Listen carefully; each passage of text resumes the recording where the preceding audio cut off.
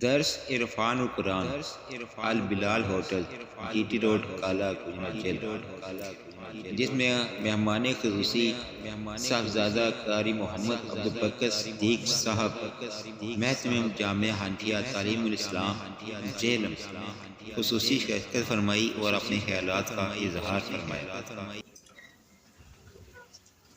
نحمده ونصلي ونسلم على رسوله الكريم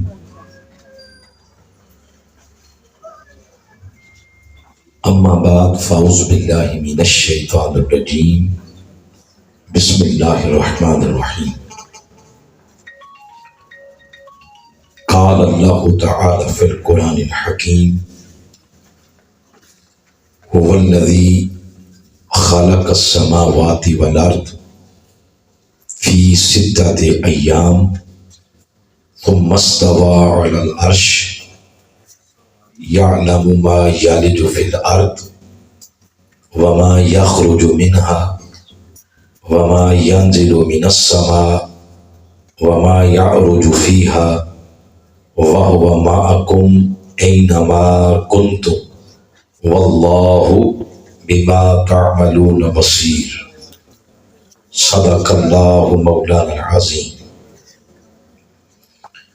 ان الله وملائكته يصلون على النبي يا ايها الذين امنوا صلوا عليه وسلموا تسليما اللهم صل على سيدنا ومولانا محمد وعلى آلہ وصحبہ وبارک وسلم۔ تمام خواتین و حضرات مل کر حضور علیہ السلام کی بارگاہ میں درود و سلام پیش کریں۔ الصلاۃ والسلام علیک یا رسول اللہ وعلی آلک و اصحابک یا سیدی یا رحمت للعالمین و خاتم النبیین و شفیع المذنبین وجد الحسن والحسین والحمد للہ رب العالمین۔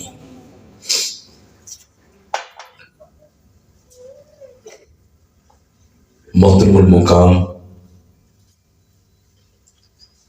لائق عزت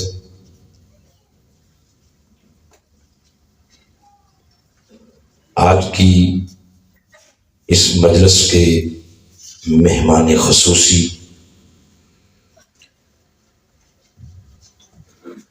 حضرت علامہ الحافظ القاری محمد ابوبکر صاحب دامت برکاتہ کو بلا لیا، انتہائی قابل عزت محترم المقام پروفیسر چودھری سلیم احمد صاحب نائب ناظم اعلیٰ تحریک منہاج القرآن، انتہائی قابل عزت پروفیسر شاہد بشیر صاحب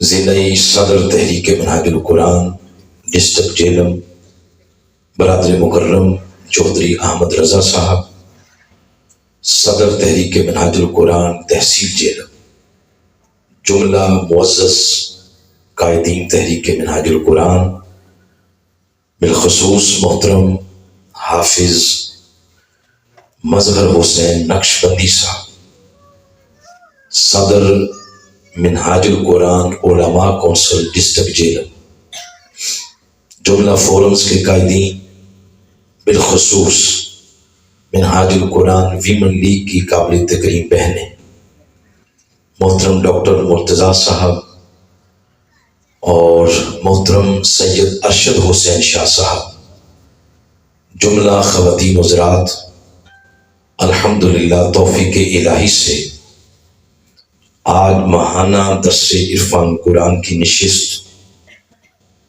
سرزمین جہلم پر ہم سب کو نصیب ہوئی ہے۔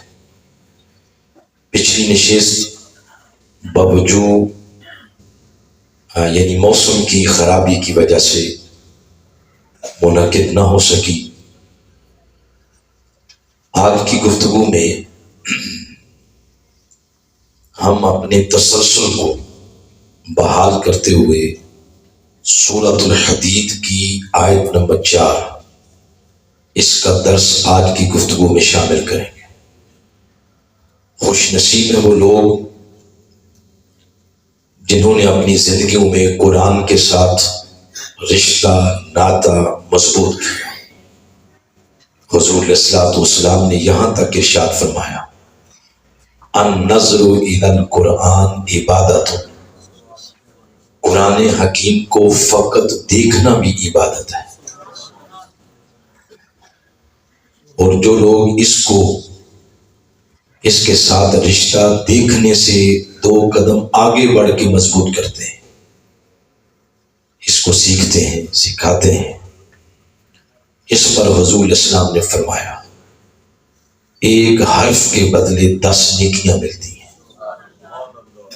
اور جو لوگ اس کو حفظ کرتے ہیں ان کے بارے میں آقا علیہ الصلوۃ والسلام نے ارشاد فرمایا حافظ قرآن پر تو جو اللہ کی بارگاہ سے نعمتوں کا نزول ہوگا، رحمتیں ملیں گی، ان کے تو کیا کہنے،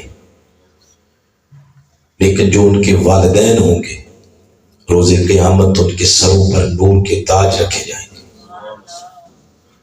اتنی عزت و تکریم دی جائے گی۔ اور آپ اس سے اندازہ لگائیں اگر کوئی قوم، کوئی معاشرہ اس سے آگے بڑھ کے قرآن کو بطور نظام اپنا لے، بطور دستور حیات لے لے، پھر وہ جنت کیا ہے، اللہ اس جنت سے پہلے اس معاشرے کو جنت بنا دیتا۔ جس نے یہ منظر دیکھنا ہو وہ میرے آقا علیہ السلام کے دور مبارک کو دیکھے، وہ خلفائے راشدین کے دور کو دیکھے۔ تحریک منہاج القرآن کے پلیٹ فارم سے اٹھنے والی ہر آواز، اس کا اصل مقصد یہ ہے کہ معاشرے کا، قوم کا، امت کا ٹوٹا ہوا تعلق قرآن کے ساتھ اس طرح جوڑا جائے کہ قوم دوبارہ اس کو بطور نظام اپنائے اور دور نبوی اور دور خلافت راشدہ کی یاد تازہ ہو جائے۔ اللہ کریم ہم سب کو قرآن حکیم کی خیرات شعور کے طور پر عطا فرمائے۔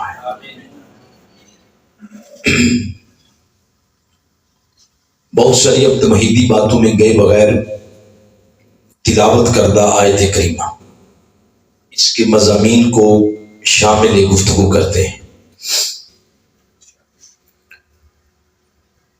میں اس آیت کریمہ کو دوبارہ تلاوت کرتا ہوں، میرے ساتھ آپ مل کے ریپیٹ کریں تاکہ آیت کے الفاظ کا نور بھی دلوں کو میسر ہو۔ بسم اللہ الرحمن الرحیم، بڑی بلند آواز سے هو الذی خلق السماوات والارض فی 6 ایام ثم استوى علی العرش۔ یہ پہلا حصہ ہے اس آیت کریمہ کا۔ اس میں یہ بات ارشاد فرمائی جا رہی ہے وہ اللہ جس نے آسمانوں اور زمین کو 6 ایام میں پیدا فرمایا، پھر کائنات کی مسند اقتدار پر اپنی شان کے مطابق جلوہ افروز ہوا۔ بنیادی بات اس میں یہی کی جا رہی ہے کہ اس کل کائنات کو اللہ کریم نے 6 ایام کے اندر تخلیق کیا ہے۔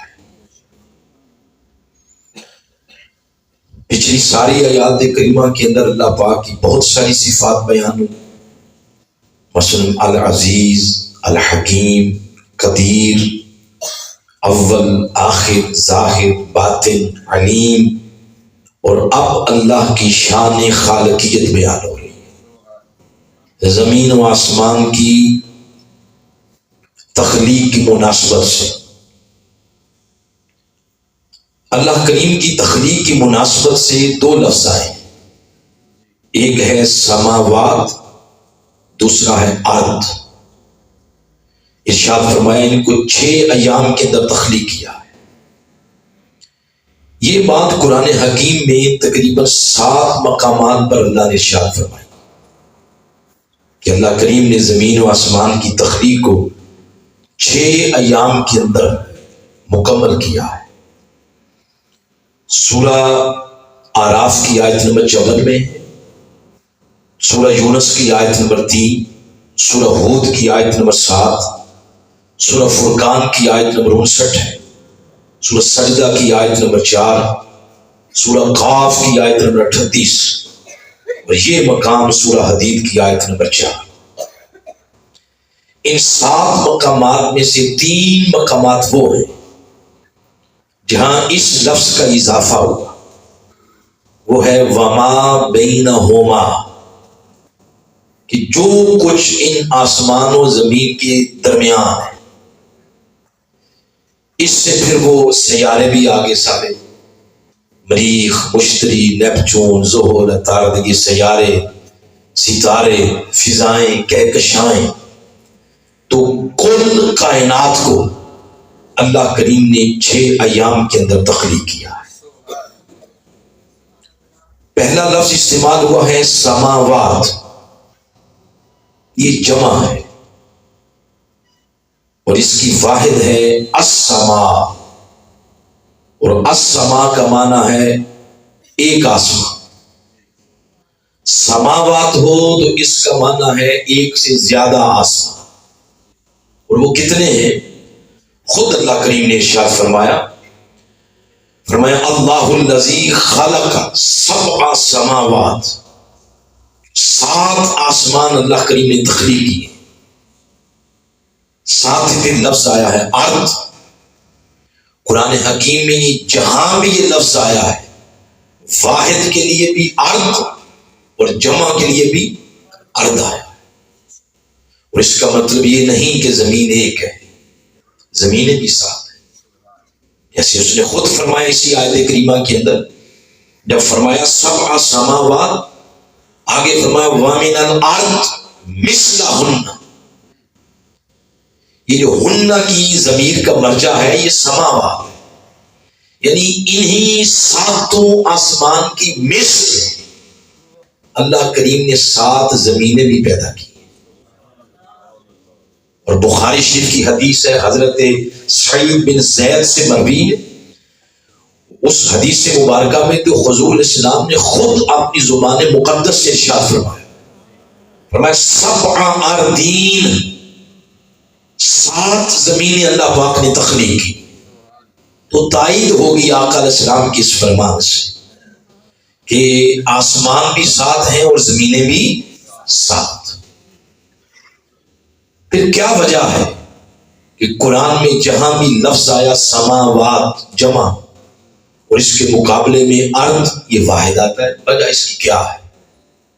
مفسرین کرام نے اس کی بہت ساری حکمتیں بیان کی ہیں، ان میں سے ایک حکمت یہ ہے کہ 7 آسمان یا ان کے اجزاء آپس میں الگ الگ ہیں، اور روایات میں یہ بھی آتا ہے کہ 500 سال اگر گھوڑا دوڑتا رہے تو تب جا کے ایک آسمان سے دوسرے آسمان کی درمیانی مسافت طے ہوتی۔ تو 7 آسمان کے اجزاء آپس میں الگ الگ ہیں، اس لیے اس کو جمع بیان کیا۔ لیکن جو زمین ہے اس کی 7 تہیں آپس میں جڑی ہوئی، ان کے اتصال کی وجہ سے قرآن میں جہاں بھی بیان ہوا تو لفظ واحد ارض آیا ہے۔ تو اس کا مطلب یہ نہیں کہ زمین ایک ہے، آسمان بھی 7 اور زمینیں بھی 7 ہیں۔ ان کی 7 آسمان اور 7 زمینیں اور وما بینہما، ان کی تخلیق کی مناسبت سے فرمایا فی 6 ایام، اللہ نے ان کی تخلیق کو 6 ایام کے اندر مکمل کیا ہے۔ ایام جمع ہے، یہ لفظ جو ہے جمع ہے، اس کی واحد ہے یوم۔ یوم کا کیا معنی ہے؟ ایک دن۔ ہمارے ہاں دن جو پایا جاتا ہے یہ 24 گھنٹے کا ہے، 24 گھنٹے کا یہ ہے، رات اور دن، رات کی تاریکی اور دن کی روشنی، یہ 24 گھنٹے کی۔ تو کیا خیال ہے اس سے پھر اس بات پر اتفاق کر لیں کہ یہ 24 گھنٹے کے 6 دن ہیں، جن کے اندر اللہ کریم نے اس کائنات کی تخلیق کو مکمل کیا ہے۔ اگر اس پر اتفاق کر لیں تو قرآن حکیم سورہ سجدہ کی آیت نمبر 5 میں اللہ کریم فرماتا ہے فی یوم، آؤ میں تمہیں ایک دن کے بارے میں بتاؤں، کان مقدارو، جس کی مقدار، جس کے اندر پایا جانے والا وقت، اس کی طوالت، اس کی لمبائی کتنی ہے؟ فرمایا الف سنہ، 1000 سال جتنی اس دن کے اندر پائے جانے وقت کی طوالت ہے۔ تو اب یہاں دیکھیں دن کی لمبائی بدل گئی، ادھر 24 گھنٹے ہے، ادھر 1000 سال ہے۔ تو کیا پھر یہ مراد لے لیں یہ 1000 سال کے جتنے 6 دن ہیں جن کے اندر اللہ پاک نے اس کائنات کی تخلیق مکمل کی؟ اگر اس بات پر اتفاق کر لیں تو سورہ معارج کی آیت نمبر 4 میں یہ فرمایا فی یوم، آؤ تمہیں ایک دن کے بارے میں بتاؤں، کون سا دن؟ کان مقدار 50 الف سنہ، جس کے اندر پائے جانے والے وقت کی لمبائی 50,000 سال جتنی۔ اب ادھر 50,000 سال ہو۔ اگر اس بات پر اتفاق کر لیں تو اس مقام پر حضور کی حدیث بھی سن لیں۔ آپ نے اسلام نے ارشاد فرمایا کہ روز قیامت، جو قیامت کا دن ہے، طوالت تو اس کی بہت ساری ہے، مگر مومنین پر اس طرح گزر جائے گا جس طرح ایک فرض نماز ادا کی جاتی ہے۔ یہاں یہ سکڑ گیا ہے، وقت کی اکائیاں، تنابیں وہ مختصر ہو گئی، کسی جگہ 50,000 سال، کسی جگہ 1000 سال، کسی جگہ 24 گھنٹے۔ وہ جو پوری ورلڈ وائز کرتے ہیں، ٹریولنگ کرتے ہیں، انہیں پتا ہوگا دنیا کے کئی خطے ایسے ہیں جہاں 6 ماہ رات کا اندھیرا اور 6 ماہ روشنی ہے، وہ بھی دن 1 سال کا ہے، 24 گھنٹے کا یہ بھی 1 سال کا ہے، یہ 1000 ہے، اس کو بھی اللہ پاک نے یوم کا ہی ٹائٹل دیا ہے۔ 50,000 سال ہے، اس کو بھی یوم کا ہی ٹائٹل دیا ہے۔ کہیں وقت 1000 سال پہ ہو رہا ہے، 50,000 سال پہ ہو رہا ہے، مگر ہے وہ بھی دن نہیں۔ یہ ساری چیزیں پڑھ کے بندے کا ذہن ہچکچاہٹ کا شکار ہوتا ہے کہ باتیں تو اللہ نے کہی، تو میں کیا کہوں، اللہ کی بارگاہ میں کیا عرض کروں؟ جب اس طرح کی حالت بن جائے تو پھر ان لوگوں کی طرف رجوع کرتے ہیں جن سے قرآن بولتا ہے، جن سے قرآن یہ بولتا بھی ہے، بولتا انہی سے ہے جنہوں نے اس سے رشتہ مضبوط کیا ہے۔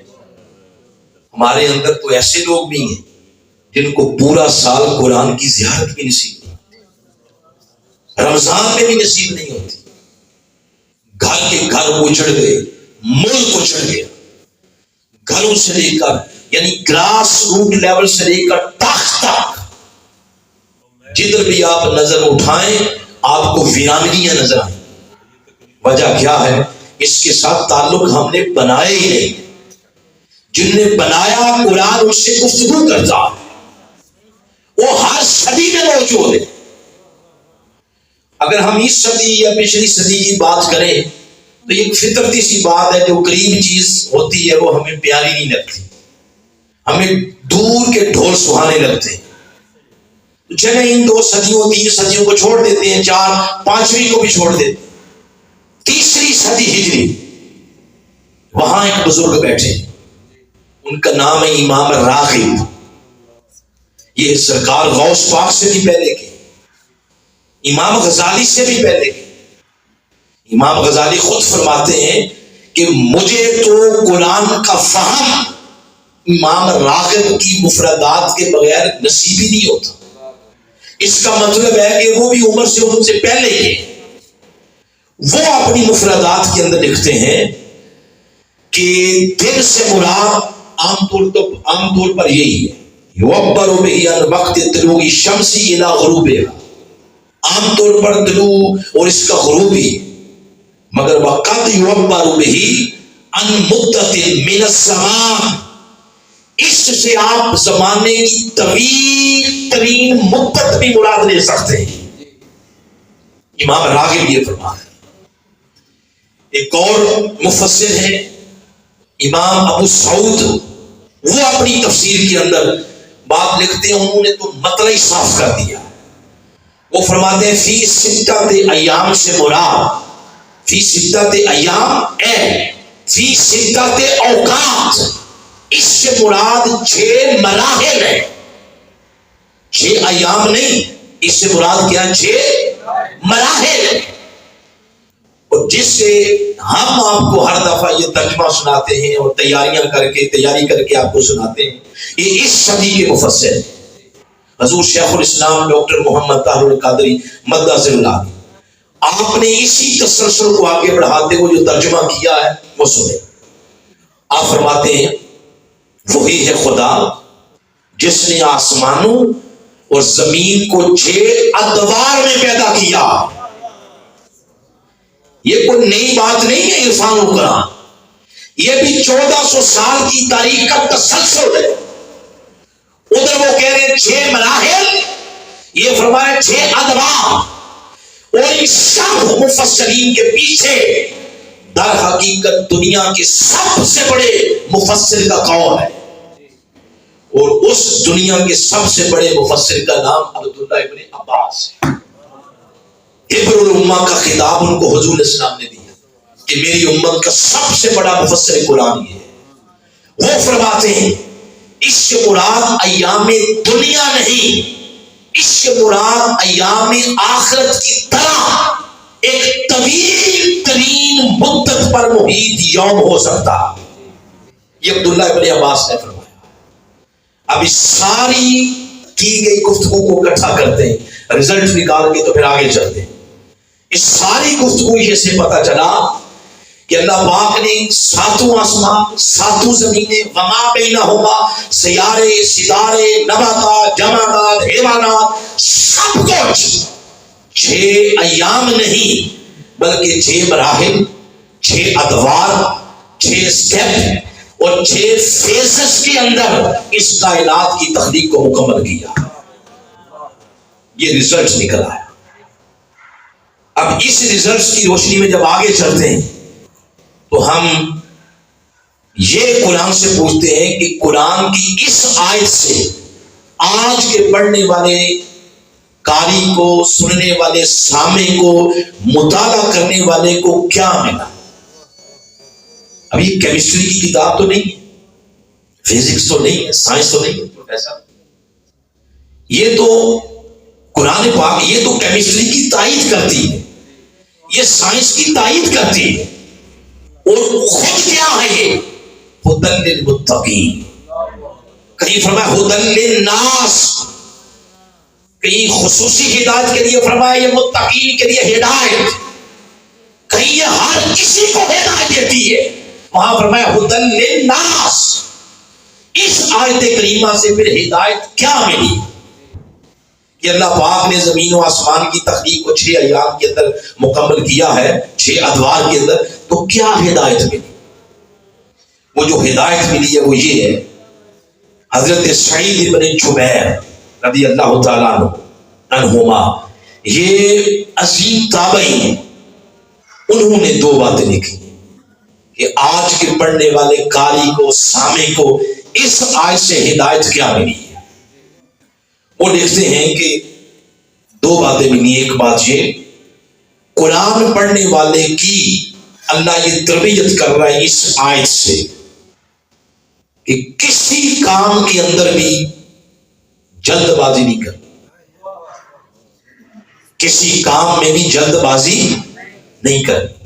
تحمل، استقلال، صبر، یہ خوبیاں اور یہ صفات اور اوصاف پڑھنے والے کی طبیعت میں قرآن پیدا کرنا چاہتا ہے. ہر کام کو آہستگی کے ساتھ، سکون کے ساتھ اور تدرج کے ساتھ اس کو مکمل کرو، یہ طبیعت کر رہا ہے قرآن. ان الفاظ کے ذریعے یہ میسج دیا جا رہا ہے. اور یاد رکھیں جو کام بھی جس کے اندر صبر نہیں ہوگا، استقلال نہیں ہوگا، اور جلد بازی ہوگی، ہلڑ بازی ہوگی، حسن نظم نہیں ہوگا، حسن ترتیب نہیں ہوگی، اس کے اندر پلاننگ، منصوبہ بندی، فکر نہیں ہوگا، اور پلاننگ نہیں ہوگی، منصوبہ بندی نہیں ہوگی، ویژن نہیں ہوگا، نہ اپنی مبدا کی خبر، نہ منتہا کی خبر، اس میں کوئی ویژن نہیں، فکر نہیں، ہلڑ بازی ہے، جلد بازی ہے، اس کام کا جو بھی نتیجہ نکلے گا وہ پانی کے بلبلے کی طرح ہو، وہ کبھی بھی دیر پا نہیں ہو سکتا۔ اور جس کام میں جس کام کو تدریجن کیا جائے، آہستگی سے، مختلف سٹیپ سے گزار کے، مختلف فیزز سے گزار کے، مختلف ادوار مراحل سے گزار کے اس کو مکمل کیا جائے، اس میں حسن نظم ہو، اس میں حسن ترتیب ہو، پلاننگ ہو، منصوبہ بندی ہو، اس کام کا جو نتیجہ ہوگا صدیوں تک اس کا ملنے والا پھل قومیں کھاتی رہی۔ یہ تربیت کی جائے۔ بتائیں ذرا، اللہ سے بھی بڑھ کے کوئی قدرت والا ہے؟ ان اللہ علی کل شیء قدیر، ہر شے پہ وہ قادر، وہ ہر طاقت کا مبدا ہے، ہر طاقت کا مصدر ہے، وہ قدرتوں کا مالک ہو کے اس کائنات کو چھ ادوار کے اندر پیدا کر رہا ہے۔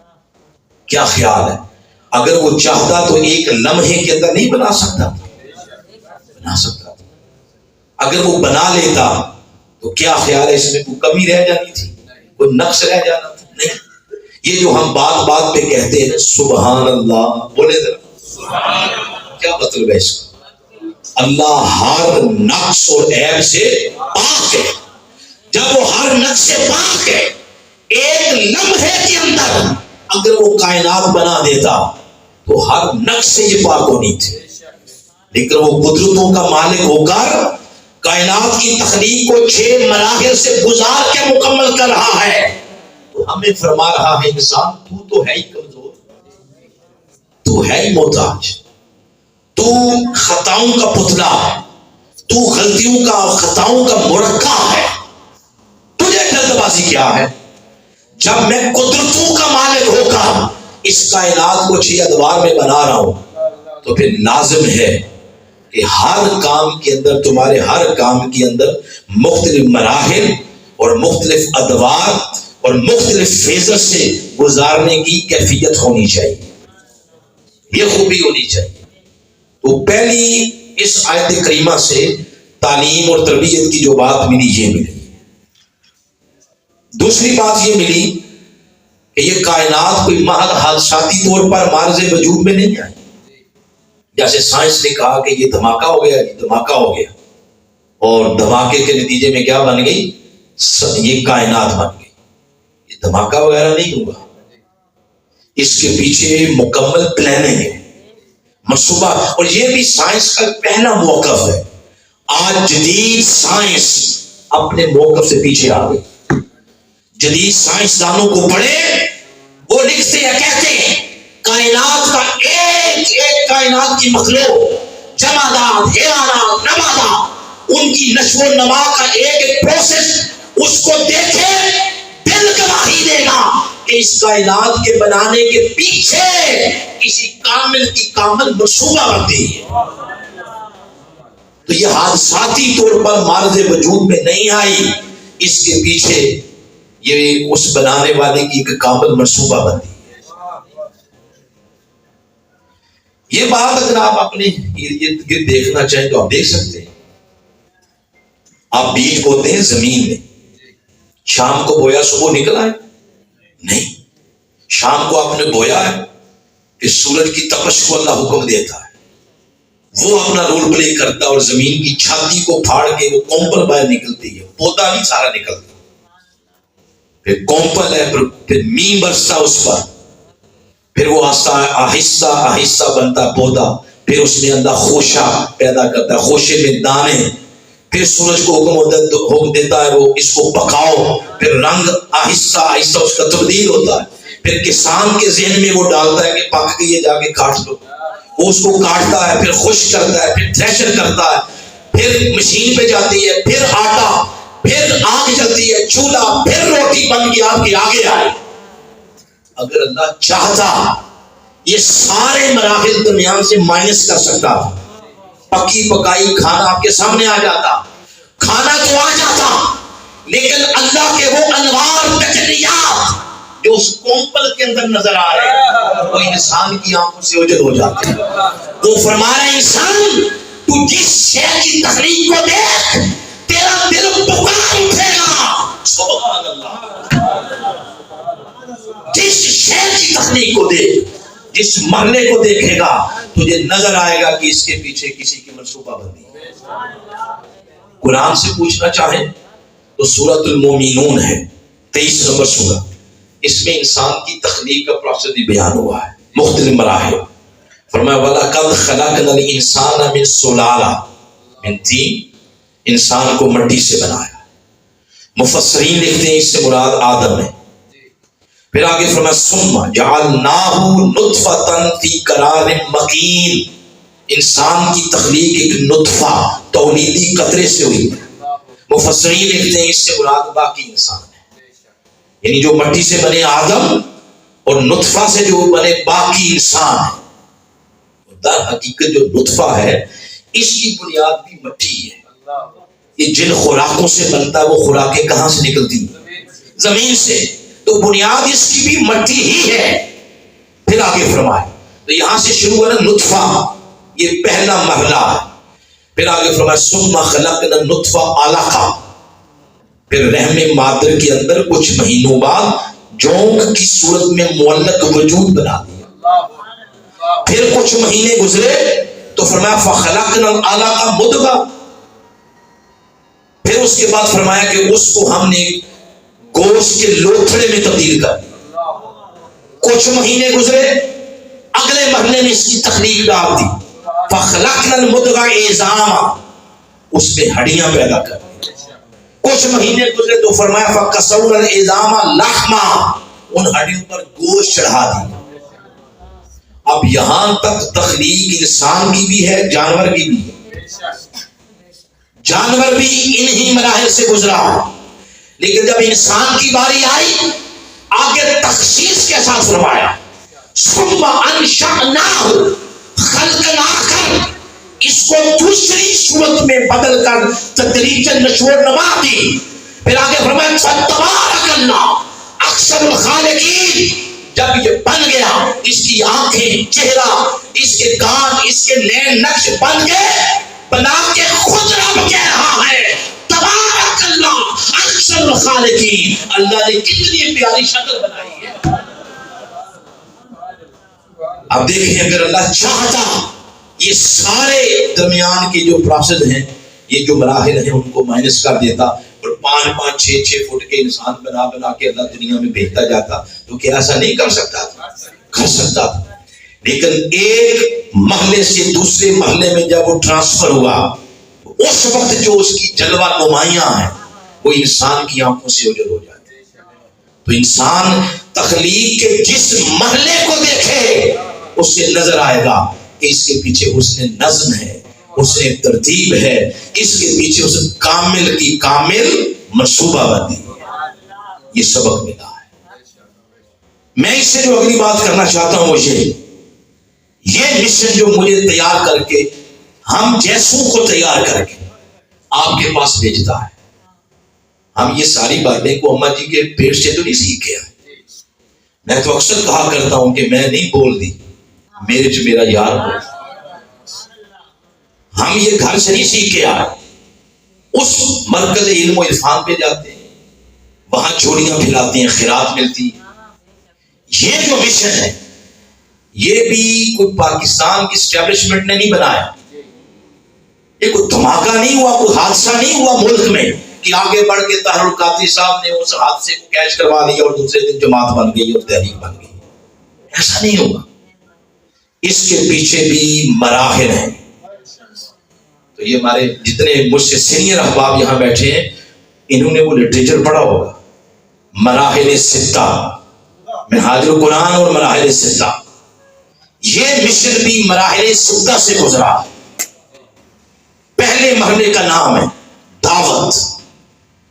دوسرے مرحلے کا نام ہے تنظیم، تیسرے مرحلے کا نام ہے تربیت، چوتھے کا نام ہے اتحاد امت، پانچویں کا نام ہے بیداری شعور، اور آخری اور چھٹے مرحلے کا نام ہے غلبہ دین حق۔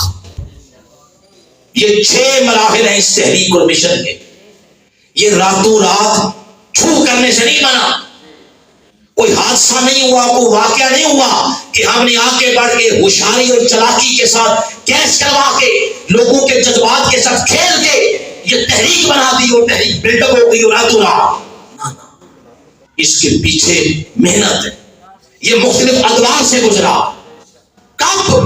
ابھی حضور شیخ الاسلام دنیا میں آئے نہیں تھے، آپ کے والد محترم مکہ المعظمہ میں کعبۃ اللہ کے غلاف کے ساتھ چمٹ کے یہ دعا کر رہے تھے کہ مولا ایسا بیٹا دے جو دنیا میں تیرے محبوب کے دین کو سب پرچموں سے بلند کر سکے۔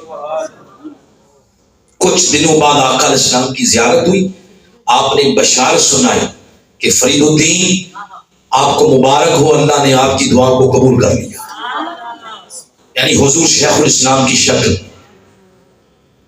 پھر اس کے بعد یہ میٹرک سے پہلے کی بات ہے، میٹرک سے پہلے حضور شیخ الاسلام کے میٹرک سے پہلے کی، جب آپ جنگ کی سرزمین اور اذان فجر سے پہلے گلیوں میں آوازیں دیتے اور نوجوانوں کو نماز فجر کے لیے جگاتے، نماز کے بعد لے جاتے آپ دریا کے کنارے، وہاں قرآن کی تلاوت ہوتی، پھر وہاں محفل نعت ہوتی، محفل ذکر ہوتی، اور پھر ان کو بتاتے کہ میں دنیا میں مصطفی انقلاب برپا کروں گا، میں مصطفی معاشرے کے قیام کے لیے اپنے آپ کو وقف کر دوں۔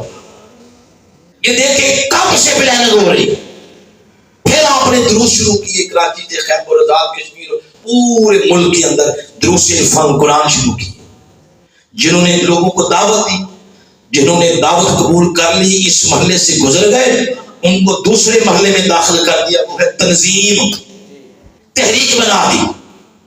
جو تحریک میں آئے ان کو اگلے مرحلے میں داخل کر دیا، وہ ہے تربیت، ان کی تربیت کی۔ وہ شب داریاں، وہ 10 روزہ اعتکاف، وہ سبزہ دار مینار پاکستان کی عالمی میلاد کانفرنس، وہ ورکشاپس، وہ ٹریننگ سیشن، وہ شب داریاں، محفل ذکر، اذکار، یہ سب تربیت ہو رہی تھی۔ جو تربیت کے مرحلے سے گزرے ان کو اتحاد امت کے مرحلے میں داخل کر دیا، اور ان کے ذہنوں میں یہ ڈالا کہ یہ جس معاشرے میں ہم جی رہے ہیں تب تک کسی دینی قیادت کو خوشی ہی نہیں ہوتی جب تک کسی پہ کفر کا فتویٰ نہ لگا دے۔ کوئی شخص، کوئی ایک مسلک دوسرے مسلک کی مسجد میں جائے تو آگے سے کفر کا فتویٰ لگ جاتا، کوئی کسی کی مجلس میں بیٹھنے کو تیار نہیں، تو کم از کم ایک ایسا پلیٹ فارم تو ہونا چاہیے کہ جہاں سارے مسلمان بیٹھ جائیں۔ سب ایک دوسرے کو کافر سمجھتے تھے۔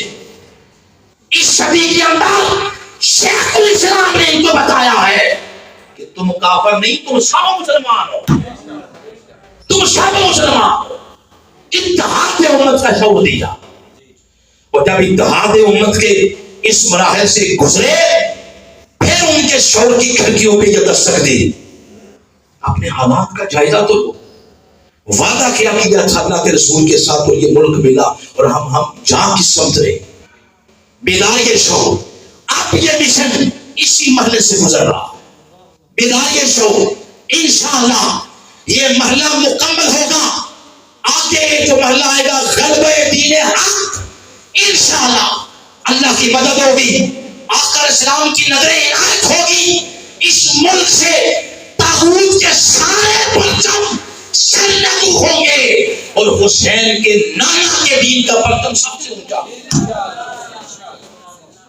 اس لیے یہ تحریک فطرتی اصولوں کے ساتھ بنی ہے۔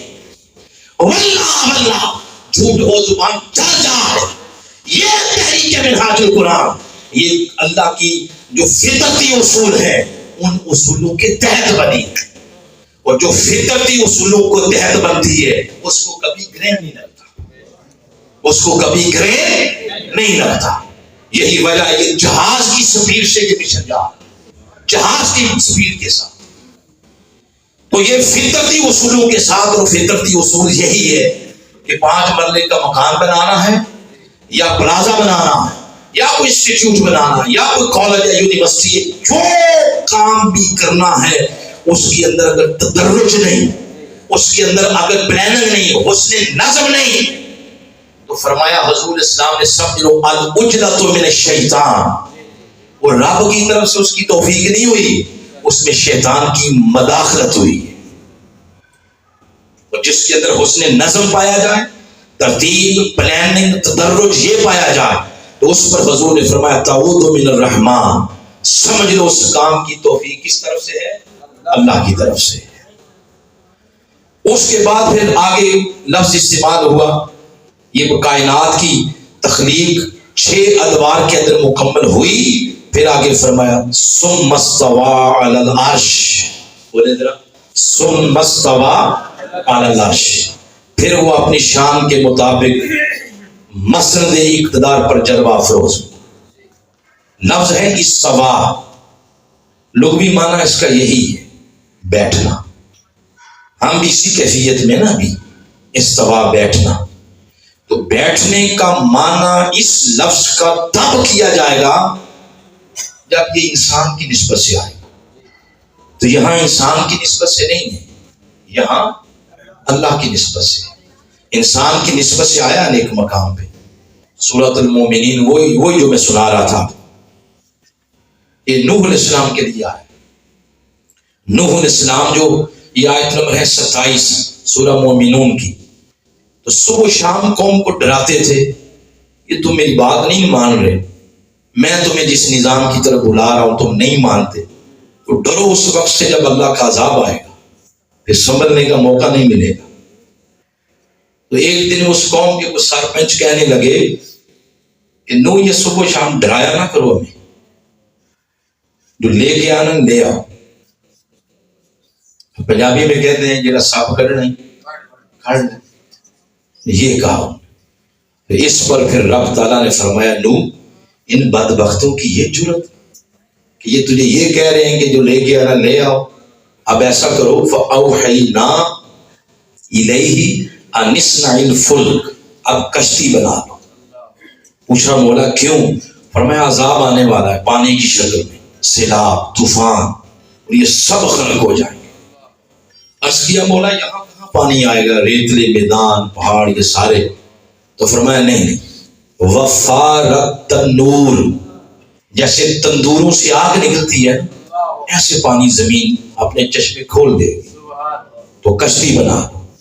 فَاسْلُكْ فِيهَا مِنْ كُلِّ زَوْجَيْنِ اثْنَيْنِ، ہر شے کا جوڑا جوڑا بٹھا لو اس میں، وَأَهْلَكَ، گھر والوں کو بٹھا لو، ماننے والوں کو بٹھا لو، إِلَّا مَنْ سَبَقَ عَلَيْهِ الْقَوْلُ مِنْهُمْ، سوائے ان بدبختوں کے جنہوں نے تیری بات نہیں مانی، ان کے بارے میں نے ایک ہی فیصلہ کر لیا، انہم مغرقون، انہیں میں نے غرق کر دیا۔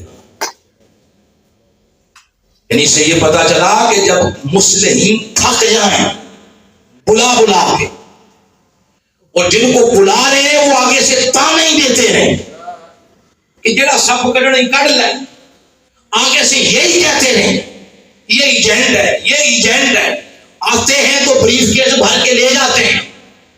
جب قوم اپنے مصلحین کے بارے میں یہ کہے، یہ رویہ ہو، اور ان کی دعوت سے قوم نہ جاگے، پھر رب فطرتی اصولوں کے ساتھ ان کو جگاتا ہے اپنے طریقے سے۔ میرے منہ میں خاک، جھوٹ ہو میری یہ بات، مگر کڑیوں سے کڑیاں ملائیں، لگتا یہی ہے اب پاکستانیوں کو رب اپنے طریقے سے جگانا چاہتا ہے۔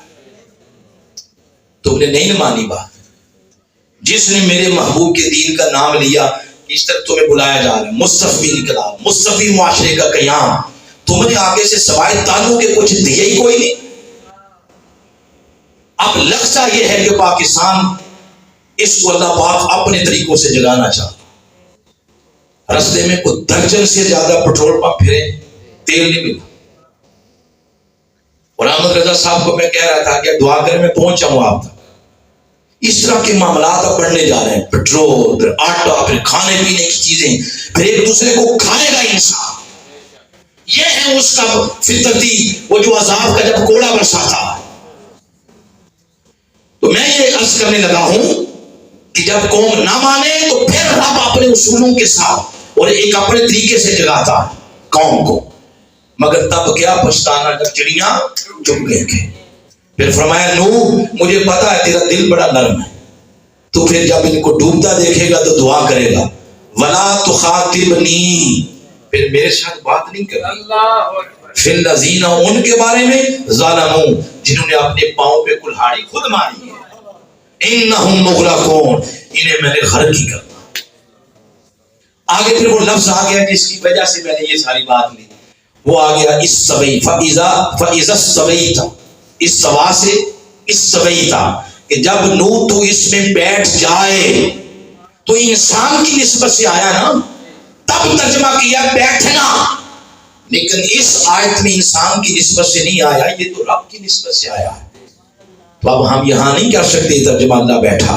حضور شیخ الاسلام نے بہت پیارا ترجمہ کیا. آپ فرماتے ہیں پھر کائنات کی مسند اقتدار پر اپنی شان کے مطابق جلوہ افروز. یہ اس کا پھر ترجمہ ہے. یہ بات کرنے کے بعد پھر آگے 4 باتیں کی ہیں. اب کیونکہ ہمارا وقت تقریباً مکمل ہو چکا ہے، یہ 4 باتوں کا ترجمہ صرف کر لیتے ہیں اور آخری بات صرف لیتے ہیں. پھر یہ ساری کائنات بنانے کے بعد فرمایا یعلم، وہ جانتا ہے. بولے ذرا، وہ جانتا ہے کس کو؟ فرمایا ما یعلج فی الارض، جو زمین میں داخل ہوتا ہے، وما یخرج منہا، اور جو کچھ اس سے خارج ہوتا ہے، وما ينزل من السماء، جو آسمان سے اترتا ہے، وما يعرج فیہا، اور جو زمین سے آسمان کی طرف چڑھتا ہے. ہر شے کو اللہ جانتا ہے. نہیں سمجھ لیں یہ کل خلاصہ بیان کر دیا ان 4 جملوں کے اندر. اور صرف تخیل کی اعلیٰ پروازی کے لیے بات کر دیتا ہوں. تخیل کی اعلیٰ پرواز آخری جو جملہ ہے آیت کے الفاظ ہیں یعرج فیہا، جو زمین سے اوپر جاتا ہے. کیا جاتا ہے زمین سے اوپر؟ بندے کے اعمال کدھر جاتے ہیں؟ بولے اوپر ہی جاتے ہیں نا. اب یہ آپ نے نماز فجر پڑھی ہوگی، اب نماز ظہر پڑھیں گے جا کے، تو یہ سارے اعمال کدھر جاتے ہیں؟ اوپر ہی جاتے ہیں. مگر کیا خیال ہے، کوئی بندہ یہ یقین کے ساتھ کہہ سکتا ہے کہ میری نمازیں قبول ہیں، روزے قبول نہیں؟ ہو سکتا ہے معلق ہو، کسی عمل کے بارے میں گارنٹی نہیں کہ یہ اوپر چلے گئے، سوائے 2 عمل. ان 2 عمل کی سند آ گئی تاجدار کائنات. آپ نے خود فرمایا صرف 2 عمل، ان کی قبولیت میں کوئی شک نہیں. پہلا عمل درود و سلام مصطفیٰ. یہ گناہگار پڑھے، نیکوکار، تہجد گزار پڑھے، نمازی پڑھے، بے نمازی پڑھے، دکاندار، مزدور، دیہڑی دار، پروفیسر، چھوٹا بڑا، عورت مرد، جو شخص بھی کہے اللہم صلی علی محمد وعلی آل محمد، الصلاۃ والسلام علیک یا رسول اللہ، مصطفیٰ جان رحمت پہ لاکھوں سلام، جو شخص ادھر سلام پڑھتا ہے اسی لمحے سلام قبول ہو جاتا ہے. اس کی قبولیت میں شک نہیں ہے. اور دوسرا عمل، بلکہ سیدنا فاروق اعظم رضی اللہ تعالیٰ عنہ، آپ کو پتا ہے بہت کم حدیثوں کے یہ راوی ہیں، مگر جس حدیث کے یہ راوی ہیں وہ اپنی صحت کے اعتبار سے ٹاپ پہ نظر آتی ہے. بخاری شریف کی پہلی حدیث کے راوی بھی سیدنا فاروق اعظم.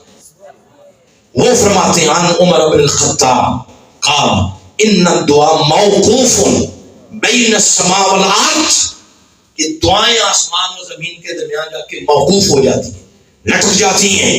حتی تصلی علی نبیک، جب تک تم اپنے نبی پہ درود نہیں بھیجتے تب تک دعا اللہ کی بارگاہ میں قبول نہیں ہوتی. یعنی درود کسی دعا کے آگے پیچھے لگ جائے تو درود کے صدقے دعا بھی قبول ہو جاتی ہے. اور دوسری چیز جس کی قبولیت میں سند آ گئی حضور سے، عن ابن عباس ان النبی صلی اللہ علیہ وسلم بعث معاذا الى الیمن، حضور اسلام نے حضرت معاذ رضی اللہ تعالیٰ عنہ کو جب یمن بھیجا تو فرمایا فقال اتقی دعوت المظلوم، اے معاذ مظلوم کی بد دعا سے ڈرنا. کیوں؟ فرمایا فَإِنَّهَا لَيْسَ بَيْنَهَا وَبَيْنَ اللَّهِ حجاب. جب مظلوم روتا ہے نا اس کے دل سے آہ نکلتی ہے. زمانہ اس کو ستاتا ہے، جج اس کی نہیں سنتے، وکیل اس کی نہیں سنتے، معاشرہ اس کی نہیں سنتا، طاقتور طبقہ اس کو دباتا ہے اور یہ سمجھتے ہیں کہ اس کی سنوائی نہیں، اس کی کوئی سنتا نہیں. آقا نے فرمایا سنو، جس کی کوئی نہیں سنتا اس کی نہ سنتا. جب وہ روتا ہے رب اس کے رونے اور اپنے درمیان سے پردے ہٹا دیتا ہے. ہماری وہ بیٹی ہے بسمہ، کل اس کی شادی ہوئی، چھوٹی ساری بچی تھی، وہ اس کی ماں قتل ہوئی، اس کی پھپھو قتل ہوئی. رو رو کے وہ بچی پوچھتی رہی کہ مجھے صرف اتنا بتا دیں چیف جسٹس صاحب کہ میری ماں کو مارا کس نے اور کیوں مارا. لیکن اس کو انصاف نہیں ملا. دار بدار وہ بچی دھکے کھاتی رہی، عدالتوں کے باہر بیٹھی رہی، مگر اس کو انصاف نہیں ملا. اے شیخ الاسلام آپ کی عظمت کو سلام، آپ کی عظمت کو سلام. وہ یتیم بچی جو ماں کی ممتا سے محروم تھی، کل اس کی رخصتی شیخ الاسلام کے کہاں سے ہوئی؟ کوئی لیڈر، کسی سیاسی جماعت کا ایسا لیڈر ہم نے آج تک نہیں دیکھا جس نے یتیموں کو اپنے گھروں سے رخصت کیا. کل کا منظر دیکھ کے یہ ہمارے گھر میں آ رہا تھا، کاش ہم بھی یتیم ہوتے اور آپ کی دست شفقت کا اس طرح سایہ ملتا. خیر میں تو بات یہ کرنا چاہتا ہوں، اس طرح مظلوم پھر رہے، کیا ہم نے مظلوموں کی بددعاؤں سے بچنے کا کوئی اہتمام کیا ہے؟ اوپر سے لے کر نیچے تک، گراس روٹ لیول تک نہیں کیا. چلیں اوپر والے معاملات تو جب آئیں گے سو دیکھے جائیں گے. ایک گھر گھر کا بھی رولا ہے. 4 بہویں لائیں نا بیاہ کے گھر میں، ایک آگے کسی ماڑے گھر کی، ساس صاحبہ کا، سسر صاحب کا سارا زور اسی پہ. وہ پوچے اور ٹاکیاں بھی وہی لگائے، کھانے بھی وہی بنائے، برتن بھی وہی دھوئے، جھاڑو بھی وہی، کپڑے بھی وہی. تو اسی کو دباتے ہیں، اسی کو خون کے آنسو رلائیں گے، گلی محلوں کے رو رہے ہیں. کسی بیچارے غریب کا کوئی کیس نہ کیا عدالت میں، کوئی تگڑا بندہ اس ماڑے کے ساتھ چلنے کو تیار نہیں. تو اس سے یہ پتا چلا، جو میں بات بتانا یہ چاہتا ہوں، آئیں اپنا وزن مظلوم کے پلڑے میں ڈالیں. اگر مظلوم کے پلڑے میں ڈالیں گے نا تو اس حدیث کا جو پھر مفہوم مخالف یہ ہوگا، وہ دعا کرے گا تو ایسے رب کی بارگاہ میں قبول ہوگا. یہ فرمایا جا رہا کہ یہ 2 چیزیں ہیں جو زمین سے جب آسمان کی طرف جاتی ہیں تو ایسے میں قبول ہوتی ہیں. اب یہ بات ساری کر کے آخری بات یہ آ گئی کہ 7 زمینوں اور آسمانوں کی بات اور سارے اعمال کی بات کر کے اب وہ ہمیں فرما رہا ہے وَهُوَ مَعَكُمْ اَيْنَمَا كُنْتُمْ.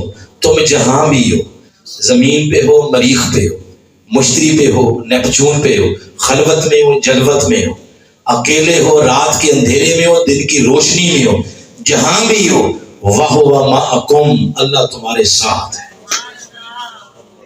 اللہ تمہارے ساتھ ہے. اور یہ جو اس کی معیت اور سنگت کی بات کی جا رہی ہے، یہ فزیکلی نہیں ہے، وہ ان چیزوں سے پاک ہے. خود اس کی آگے تفسیر آگے نا اگلے الفاظ سے، وہ ساتھ کیسے ہوتا ہے؟ فرمایا وَاللَّهُ بِمَا تَعْمَلُونَ، تم جو بھی عمل کرتے ہو بصیر، اس کو وہ دیکھ رہا ہے. یہ اس کا معنی. تم جو بھی عمل خلوت میں کر رہے ہو یا جلوت میں. وہ نوجوان جو سمجھتے ہیں رات 2 بجے یوٹیوب پہ گند دیکھ رہے ہیں اور ہمیں کوئی دیکھ نہیں رہا، وہ فرماتا ہے وَهُوَ مَعَكُمْ أَيْنَمَا كُنْتُمْ، تم جہاں بھی ہو میں تمہیں دیکھ رہا ہوں. جو بندہ یہ سمجھتا ہے محکمہ مال کو ساتھ ملا کے میں نے یتیم کی زمین قبضے میں کر لی ہے مجھے کوئی دیکھ نہیں رہا، وہ فرماتا ہے نا وَهُوَ مَعَكُمْ أَيْنَمَا كُنْتُمْ، تم جہاں بھی ہو میں تمہیں دیکھ رہا ہوں. اس احساس کو اصل میں پیدا کرنے کی ضرورت ہے. اور آگے حضرت موسیٰ علیہ السلام کا ایک فرمان سناتا ہوں.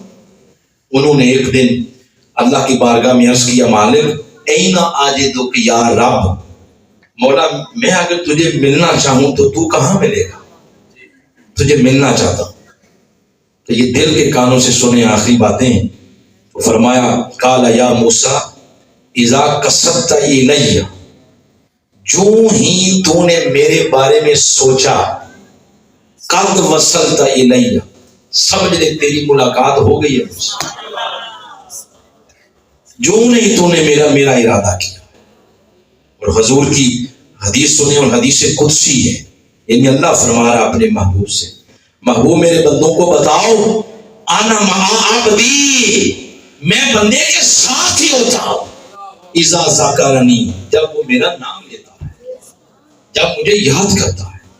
اور اگر یہ الفاظ بہت پیارے ہیں. فرمایا وَتَحَرَّكَتْ بِي شَفَتَاهُ، جو ہی اس کے لب ہلتے ہیں، لبوں کو ہلا کے بولیں اللہ، سارے بولیں، بلکہ آنکھیں بند کریں اور 5 مرتبہ بولیں اللہ اللہ اللہ اللہ اللہ. فرمایا تحرکت بی شفتاہ، جو ہی اس کے لب حرکت کرتے ہیں، انا مع عبدی، میں اسی لمحے بندے کو اپنے قریب کر لیتا ہوں. ہمارے درس قرآن کا اور کوئی مقصد نہیں. جو یہ سمجھتے ہیں جنہوں نے ووٹ لینے ہیں، ہم نے نہیں ووٹ لینے رکھے ہیں اپنے پاس، انہی کو دیں جن کو 70 سال سے دیتے ہیں. جنت بنا دی انہوں نے ساری، انہیں شہر کی اور دودھ کی نہریں بہا دی ہیں، انہی کو دیں. ہمیں نہیں چاہیے. ہم صرف اس شعور کی بیداری کے لیے سفر کر رہے ہیں. یہ شعور جس شعور کے نتیجے میں معاشرہ مستقبی معاشرہ بنتا ہے، وہ شعور یہ ہے کہ جہاں بھی بندہ ہے اللہ اس کے ساتھ ہے. یہ شعور صرف شعور نہیں ہے، یہ خود ایک بہت بڑا انسٹیٹیوٹ ہے، یہ ایک مدرسہ ہے، یہ ایک کالج ہے، یہ ایک یونیورسٹی ہے، یہ ایک مسجد ہے. اور جو شخص اس احساس اور شعور میں انٹر ہوتا اور داخلہ لیتا ہے، پھر کبھی بھی وہ ڈی ٹریک نہیں ہو سکتا. آئیں، آپ کو دعوت ہے اس شعور کی خیرات کو پانے کے لیے. پلیٹ فارم تو بہت سارے ہیں، ہم تو کسی کی بھی نفی نہیں کرتے، بلکہ سارے ہمارے سروں کا تاج ہے. پلیٹ فارم بہت سے ہیں، مگر یہ پلیٹ فارم اس کا نام منہاج القرآن ہے. خدا کی قسم اس پہ آپ ایک لمحہ اپنی کسی توانائی کو دین کی مناسبت سے صرف کرتے ہیں، خرچ کرتے ہیں، 10 قدم آگے بڑھ کے رب کی رحمت آپ کا استقبال کرتی ہے.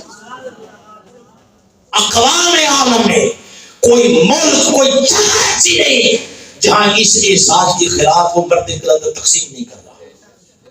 ابھی ڈاکٹر مرتضیٰ صاحب باہر سے آئے، ان سے پوچھ رہے ہیں، باہر نکلے پتا چلتا ہے منہاج القرآن پہ اللہ کا اس وقت رحمت اور فضل کیا ہے. نہ کوئی لالچ، نہ کوئی طمع، نہ کوئی ہرس، بغیر لالچ کے قائد سے لے کر نیچے گراس روٹ لیول تک کوئی بندہ تنخواہ نہیں لیتا. گراس روٹ لیول تک ہر شخص اپنی توانائیوں کو اپنے آقا کے دین کے لیے وقف کیے ہوئے. انشاءاللہ آپ کا سفر ان قریب ختم ہونے والا ہے. آپ کو آپ کی منزل مل کے رہے گی، اس کا وعدہ ہے لا یضیع اجر المحسنین. اور پھر اس کی شان یہ ہے لا یخلف المیعاد، وہ اپنے وعدوں کے کبھی خلاف نہیں کرتا، محنت کرنے والوں کی محنت ضائع نہیں کرتا. یاد رکھیں، اگر دنیا بھر میں پی ایچ ڈی آپ کے شیخ پر لوگوں نے کی ہے تو دنیا میں پی ایچ ڈی شہر کے ورکر پر بھی مکمل ہو گیا. اللہ کی بارگاہ میں دعا ہے اللہ ہمارے قائد کو عمر خضر عطا فرمائے، آپ کی قلم سے نکلنے والی روشنی سے سینوں کے ریش سدا دور کرے. منہاج القرآن کے وہ لوگ جو اخلاص کے ساتھ اس مشن کی خدمت کرتے ہیں، اللہ ان کو زمانے کی گرم ہواؤں کے تھپیڑوں سے محفوظ فرمائے. آج کا درس عرفان قرآن اسپانسر کیا ہے محترم چودھری احمد رضا صاحب نے اپنے والد محترم کی درجات کی بلندی کے لیے، بخشش و مغفرت کے لیے. اللہ کی بارگاہ میں دعا ہے جو زبان سے نکلا ہے جتنی آیات حدیث اگر کوئی ٹوٹے پوٹے لفظ یا نوکری اللہ نے قبول کی ہے تو اس کا اجر احمد رضا صاحب کے والد محترم کی روح کو پیش کر دیں. اس سے بڑا کوئی ایصال ثواب کا طریقہ نہیں، اس سے بڑا. تو جو ہمارے مروجہ ہیں وہ بھی ٹھیک ہیں، مگر اس میں بعد میں یہی ہم شکوے سنتے ہیں کہ مرچیں زیادہ تھیں اور نمک کم تھا. اس سے بڑا کوئی ایصال ثواب کا طریقہ نہیں. آپ بھی درس عرفان قرآن سپانسر کر سکتے ہیں اور سارے کی ساری مجلس کا ایصال اپنے مرحومین کی ارواح کو پیش کر سکتے ہیں ہماری تنظیمی ساتھیوں کے ساتھ مل کر. اللہ پاک کی بارگاہ میں دعا ہے اس سے قبل اللہ ہم سب کی سازانہ کاوش کو اپنے دست مبارک سے ہمارے مہمان خصوصی کو یہ حضور شیخ الاسلام کا تحفہ پیش کریں. میں عظیم علمی شخصیت جو آج مہمان خصوصی ہیں حضرت علامہ قاری الحافظ محترم ابو بکر صاحب، ان کی خدمت میں التماس کروں گا کہ وہ تشریف لائیں اور اپنے ملحوظات سے خیالات سے کچھ دیر کے لیے یہاں مخاطب ہوں گے.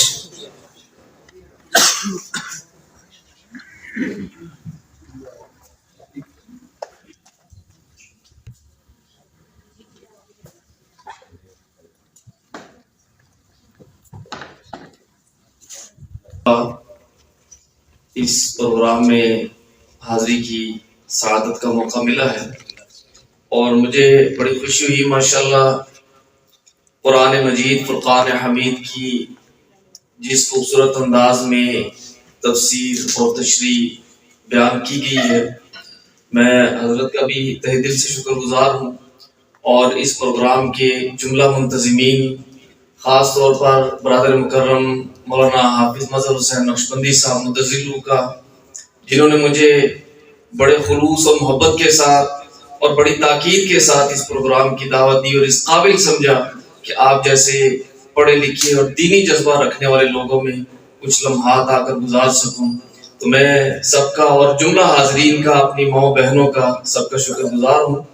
اور آخر میں ایک چھوٹی سی گزارش عرض کرنا چاہوں گا کہ چونکہ اس تحریک کا نام بھی قرآن سے منسوب ہے اور اس پروگرام کا عنوان بھی قرآن ہے، تو آج گزشتہ تقریباً ہفتہ 10 دن کے اندر تیسرے یورپی ملک سے ہمیں یہ خبر آ رہی ہے کہ قرآن پاک کو نعوذ باللہ جلایا گیا ہے اور قرآن کی توہین کی گئی ہے، جس پر پوری امت مسلمہ کے جذبات مجروح ہیں، ہم سب کے جذبات مجروح ہیں.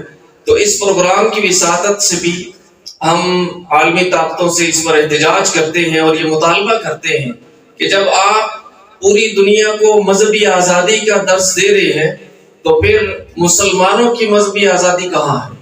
دنیا کے 1.5 ارب سے زائد مسلمانوں کی مذہبی آزادی کہاں ہے؟ کیوں مسلمانوں کے، دیکھیں ان کا اختلاف ایک اسلامی ملک سے ہوا ہے، کون سی اختلاف ہے، آپ ان کے خلاف احتجاج کریں، آپ کو حق حاصل ہے، لیکن پوری امت مسلمہ کے جذبات مجروح کرنا اور مقدس کتاب کلام الہی کی توہین کرنا، اس کا کسی کو حق حاصل نہیں ہے. لہٰذا ہم اس پر احتجاج کرتے ہوئے اقوام عالم سے یہ مطالبہ کرتے ہیں کہ اس طرح کی سرگرمیوں کو سختی کے ساتھ روکا جائے اور اس کے بارے میں کوئی مؤثر منصوبہ سازی کی جائے اور قانون سازی کی جائے. میں ایک بار پھر آپ تمام حاضرین کا شکر گزار ہوں. اللہ رب العزت اپنے پاک کلام کو پڑھنا، سننا اور اس کے احکامات اور مسائل پر جتنی بھی گفتگو ہوئی ہے، اللہ پاک اسے اپنی بارگاہ میں قبول فرمائے. جناب محترم پروفیسر محمد سلیم احمد چودھری صاحب، مرکزی نائب ناظم اعلیٰ تحریک منہج قرآن، اور پروفیسر شاہد بشیر صاحب، دونوں کی خدمت میں التماس کروں گا وہ تشریف لائیں اور مہمان خصوصی کو حضور شیخ الاسلام کا شرح افاق ترجمہ خوان قرآن اور آپ کی عظیم کتاب القول المتین جو ہے بطور تحفہ پیش کریں.